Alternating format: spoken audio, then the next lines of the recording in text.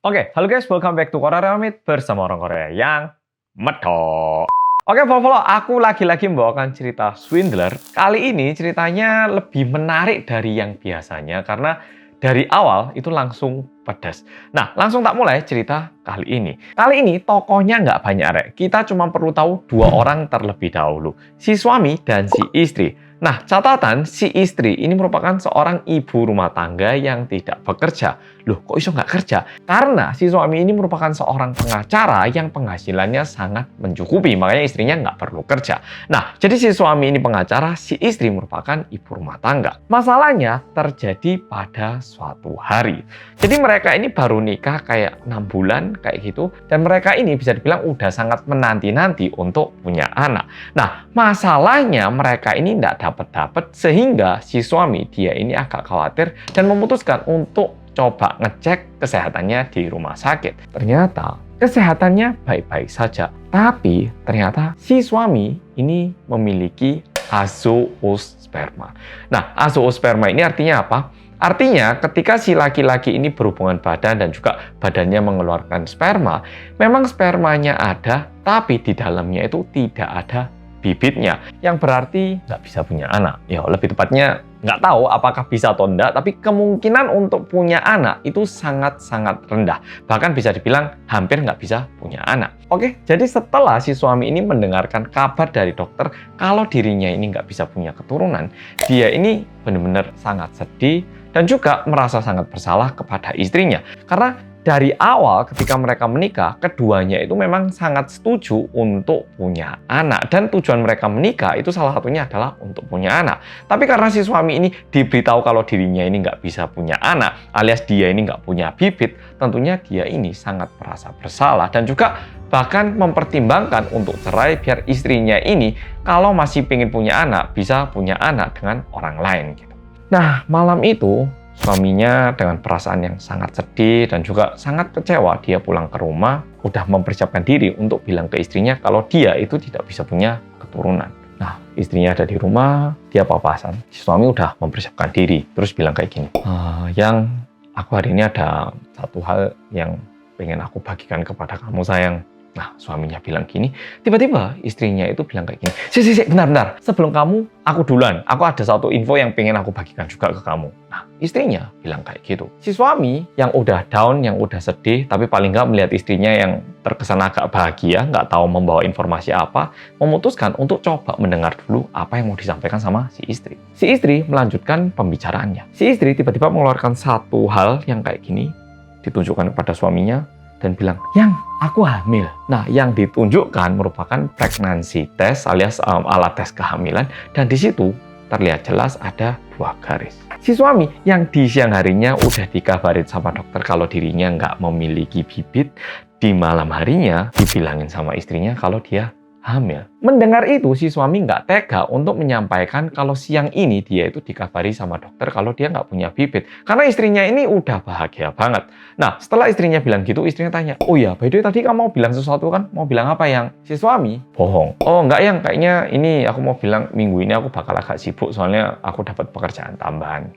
Nah, si istri menjawab, duh, yang padahal ini loh kita udah punya anak, tapi kok kamu sibuk? Ya udah nggak apa-apa sibuk, tapi minggu depannya jangan sibuk ya. Nah, seperti yang kita bayangkan, si suami pun sangat bingung.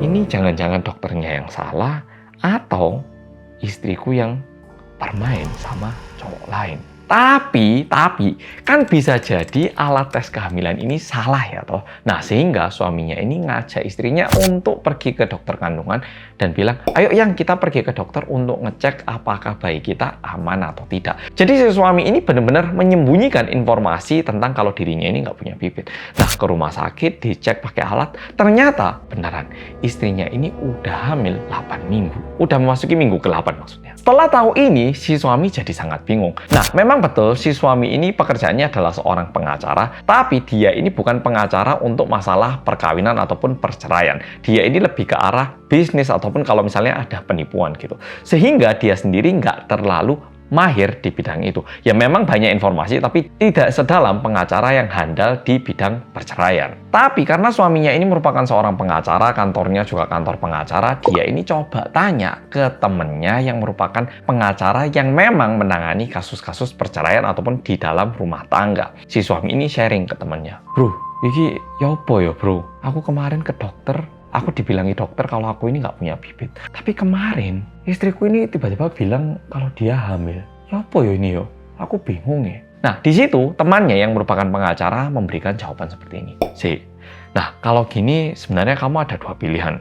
Yang pertama, kamu bisa langsung mempermasalahkan hal ini dan coba untuk melakukan perceraian saat ini. Kalau enggak, kalau kamu yang lebih pasti lagi, kamu nunggu sampai istrimu melahirkan anak, setelah itu baru tes DNA anak sama kamu.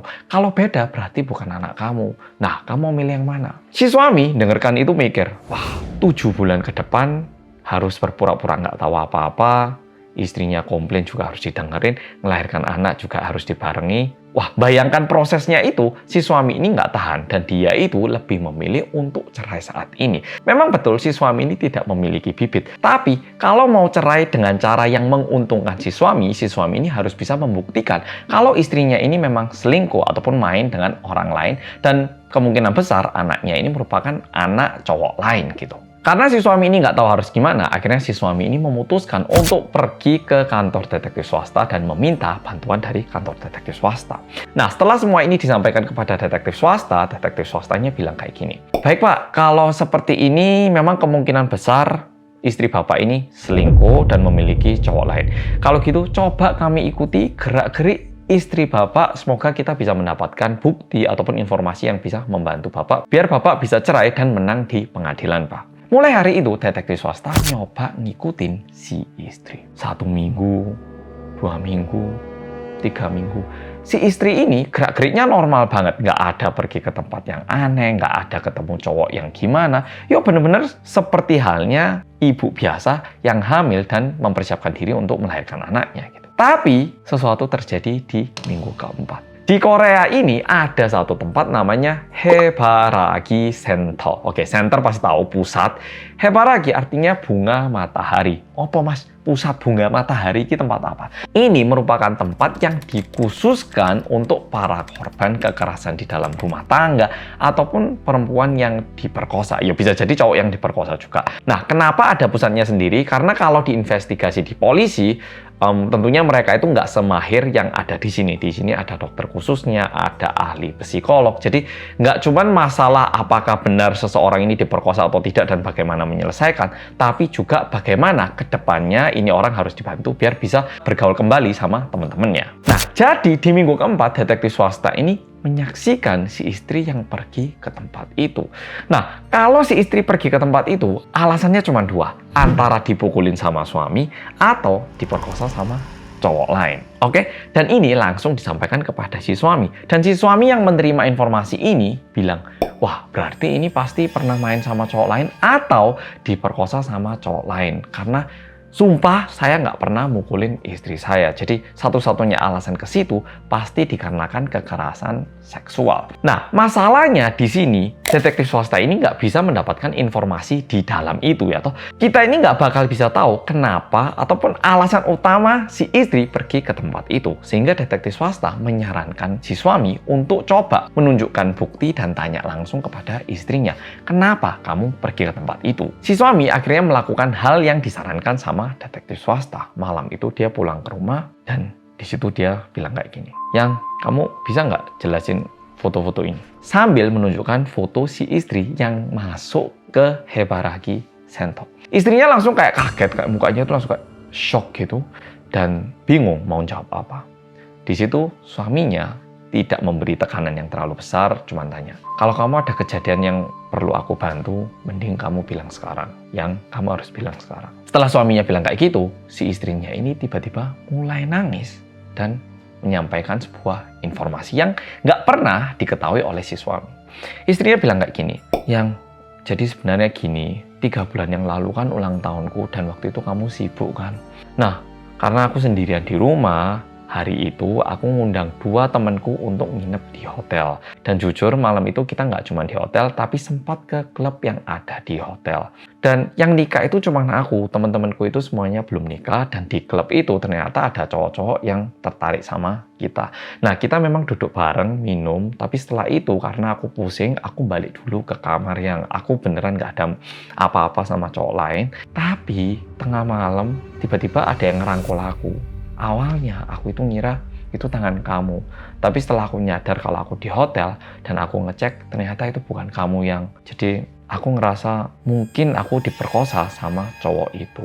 Tapi tahu nggak yang kenapa aku nggak bilang ini ke kamu? Karena aku nggak pingin ini bikin kita stres dan aku nggak mau kehilangan anak kita.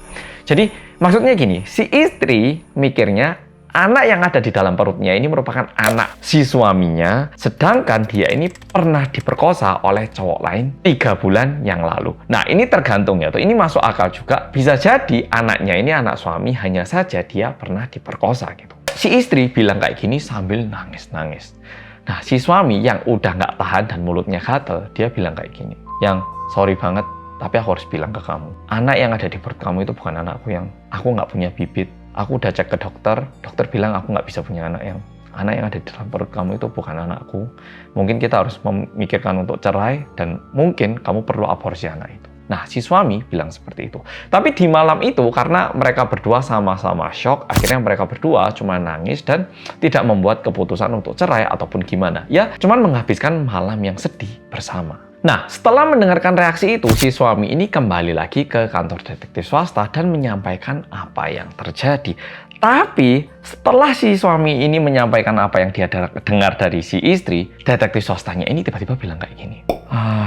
Ya, baik, makasih infonya, tapi sebenarnya Pak, kita ada satu informasi lagi yang mau kita sharing ke Pak pengacara ini. Si suami bingung, "Hah? Informasi apa lagi, Pak?" Jadi kemarin itu setelah Bapak ceritakan semuanya, kita juga pengen cari tahu lebih lagi tentang istri Bapak. Jadi kita coba ikutin sosmednya istri Bapak. Nah, di situ Pak, ada satu cewek yang selalu komen dan terkesan ini cewek agak iri tapi juga lumayan akrab sama istri Bapak. Sehingga sebenarnya 2 hari yang lalu kita berhasil berhubungan langsung sama teman istri Bapak dan ketemu Pak. Dan ini informasi yang kita dengar Pak. Ternyata betul, orang yang temenan sama si istri ini, dari dulu mereka ini udah temenan, dan bahkan dia ini juga tahu bagaimana dia nikah, dan lain-lain. Nah, ketika detektif swasta ketemu temennya si istri ini, terus ditanyain, ada tahu nggak masalah si istri yang pernah selingkuh, dan lain-lain, temennya bilang kayak gini, "Loh, bapak-bapak ini beneran detektif swasta? Dulu waktu si suami tertarik sama teman saya kan dia nggak cari tahu dia itu masa lalunya kayak gimana, dia itu cewek yang gimana. Kok tiba-tiba sekarang suaminya kayak mau cari tahu kenapa? Emang ada kejadian?" Nah, di situ detektif swasta sedikit membagikan apa yang terjadi dan temannya membagikan lebih banyak informasi. Jadi di hari ulang tahun si istri, temannya ini juga ternyata diundang, dan di malam itu berbeda dengan apa yang disampaikan oleh si istri. Ternyata si istri itu yang malah mengajak teman-temannya untuk pergi ke klub, dan di klub dia itu yang malah kayak mengundang perhatian cowok-cowok muda dan ngajak cowok-cowok muda untuk minum bareng. Udah gitu temennya ini juga bilang kalau si istri dari dulu waktu belum nikah dia ini memang sering tidur bareng sama cowok-cowok yang mau ngasih uang banyak, dan setelah nikah bukannya berhenti tapi malah tidur dengan cowok-cowok muda dan bayarin cowok-cowok muda ini. Jadi dulunya nggak punya uang jadi tidur untuk dibayar, saat ini udah punya suami kaya dan uangnya ini digunakan untuk bayar cowok-cowok muda. Sehingga si istri ini sebenarnya sering banget pergi ke klub-klub dan menargetkan cowok-cowok muda dengan imbalan, "Kamu mau tak kasih uang saku? Ayo tidur sama aku." Kayak gitu katanya. Dan karena ceritanya ini terkesan terlalu dramatis, detektif swastanya juga tanya, Oke, ceritanya kami paham, tapi ada nggak bukti yang benar-benar bisa membuktikan kalau si istri itu orang yang seperti itu?" Temennya ngeliat HP. Nah, ini langsung ditunjukkan, dan terkesan di saat hari ulang tahunnya, si istri ini sangat menikmati dan bahkan merangkul kayak 2 cowok di sebelahnya. Nah, setelah mendapatkan bukti ini, akhirnya si suami memutuskan untuk melakukan perceraian dengan istrinya. Nah, untuk cerai itu ada dua cara. Yang pertama itu cerai di sidang, agak panjang dan juga lumayan ribet. Yang satu lagi, keduanya pakai pengacara tapi dibicarakan di meja sendiri. Jadi nggak terlalu ribet, tapi mencari titik yang bisa disetujui oleh kedua pihak dan cerai dengan persetujuan itu gitu. Karena si suami ini udah ada bukti yang bisa menunjukkan kalau istrinya ini lumayan main sama cowok-cowok muda, si suami dengan sangat pedenya pergi untuk melakukan perceraian. Nah, si suami ini menggunakan pengacara temannya sendiri, jadi temannya sendiri yang menjadi pengacara, dan istrinya juga ternyata udah menyiapkan pengacara. Nah, mereka akhirnya ketemu di situ, pengacara si suami bilang seperti ini. Nah, berdasarkan dari tingkah si istri, kita udah ada bukti kalau si istri ini memang suka selingkuh dengan cowok-cowok lain. Ini udah membuktikan kalau si istri tidak memenuhi perannya sebagai seorang istri. Ditambah lagi, klien saya ini tidak memiliki bibit, sehingga tidak bisa punya keturunan. Namun saat ini si istri hamil yang menunjukkan alias membuktikan kalau si istri ini memang selingkuh. Perkiraan kita semua, kita kan pasti ngiranya si suami ini menang dan si istri pasti kalah ya, Po. Tapi enggak, Rek. Si istri ini udah menyiapkan pengacara yang juga enggak kalah brutal. Nah, pengacara si istri bilang kayak gini. Pernikahan ini merupakan pernikahan yang bisa dibilang merupakan sebuah penipuan. Wah, pengacara dari si istri bilang kayak gitu. Bingung mereka berdua, pihak laki-laki. Loh, kok bisa gitu, kenapa? Klien saya itu udah bilang kepada si suami dari sebelum nikah kalau dia itu pengen punya anak. Tapi setelah kita cek rekor medis, ternyata si suami ini udah sering pergi ke rumah sakit, lebih tepatnya ke rumah sakit psikolog untuk mendapatkan obat yang membantu depresinya. Yang berarti memang dari sebelum nikah dirinya itu sudah tahu kalau dirinya ini tidak bisa punya anak alias tidak punya bibit. Sehingga ini merupakan penipuan. Sudah gitu, saya juga mendapatkan informasi dari klien saya bahwa si suami ini tidak terlalu bisa melakukan hubungan badan di malam hari. Alias si suami juga tidak melakukan perannya sebagai seorang suami. Dan satu poin terakhir yang ingin kita sampaikan, si suami saat ini bukannya memberikan kasih sayang kepada istrinya yang diperkosa oleh cowok lain. Saat ini si suami terus-menerus bilang kalau istrinya merupakan seorang perempuan yang suka bermain dengan cowok-cowok muda. Ini merupakan pencemaran nama baik. Wah, pengacara dari si istri ini ternyata nggak main-main. Nah, jadi di pertemuan pertama, baik si suami dan si istri, mereka ini tidak bisa bertemu di titik tengah dan tidak terjadi perceraian. Nah, setelah pertemuan ini, si suami ini pergi lagi ke kantor detektif swasta dan memberitahu apa yang terjadi. Tapi tiba-tiba detektif swasta membawa dua informasi penting yang bisa membantu si suami. Setelah mendapatkan dua informasi ataupun dua bukti ini, si suami langsung berangkat ke pertemuan berikutnya. Tentunya ini udah beberapa hari, oke? Nah, di pertemuan kedua, pihak suami menunjukkan satu bukti yang sangat mengagetkan. Jadi, ternyata detektif swasta ini keliling mencari cowok yang pernah foto bareng dengan si istri di hari ulang tahun si istri.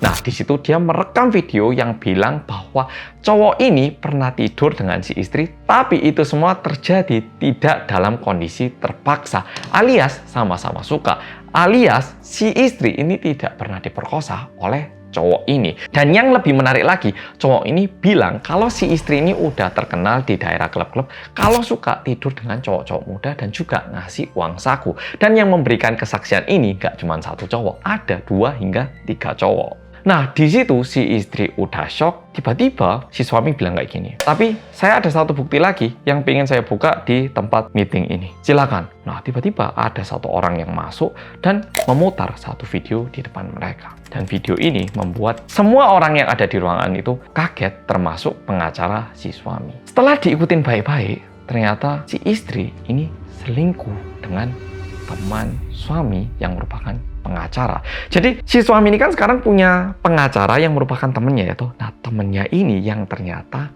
main sama istrinya, dan anak di dalam badannya si istri ini merupakan anak temennya ternyata. Dan bagaimana detektif swasta bisa mendapatkan buktinya? Jadi suatu hari mereka itu ketemuan di kayak satu taman, dan detektif swasta berhasil merekam pembicaraan mereka. Di rekamannya itu terdengar sangat jelas kalau temannya ini memberitahu kepada si istri dia harus bagaimana setelah dia ini dicurigai sama suaminya kalau dia selingkuh dengan cowok lain. Jadi yang terjadi sebenarnya adalah kayak gini. Setelah si suami tahu kalau dia ini nggak bisa menghamili ataupun dia ini nggak punya bibit, dia pulang ke rumah ya toh. Tapi sebenarnya waktu itu istrinya ini udah selingkuh sama temennya. Dan di malam itu istrinya bilang ya toh ke suaminya kalau dia hamil. Dan keesokan harinya saat si suami pergi ke kantor, dia sharing ke temennya. Temennya ini langsung telepon ke istri bilang, kamu kemarin malam bilang kalau kamu hamil ya? Wes, kamu pokoknya dalam waktu yang dekat pergi yo ke Hebaragi Center. Di situ kamu harus dapat satu kayak pernyataan yang bilang kalau kamu pernah diperkosa sama cowok lain. Biar waktu cerai kamu nggak dirugiin.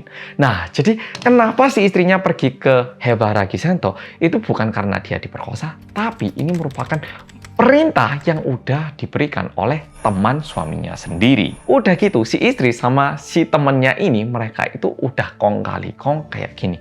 Ya wis, nanti aku pakai pengacara. Nah, pengacaraku ini bakal agak agresif. Kamu harus bujuk suamiku biar suamiku ngasih banyak uang. Oke, kita setuju kayak gini ya. Oke, nanti kalau udah kita hidup bareng. Nah, bahkan mereka itu udah merencanakan masa depan mereka. Nah, setelah video ini diputar di tempat itu, langsung temennya juga nggak bisa bilang apa-apa, si istri juga nggak bisa bilang apa-apa, pengacara si istri juga nggak bisa bilang apa-apa. Dan berkat bukti ini, akhirnya si istri menerima keputusan cerai tanpa membawa harta apapun.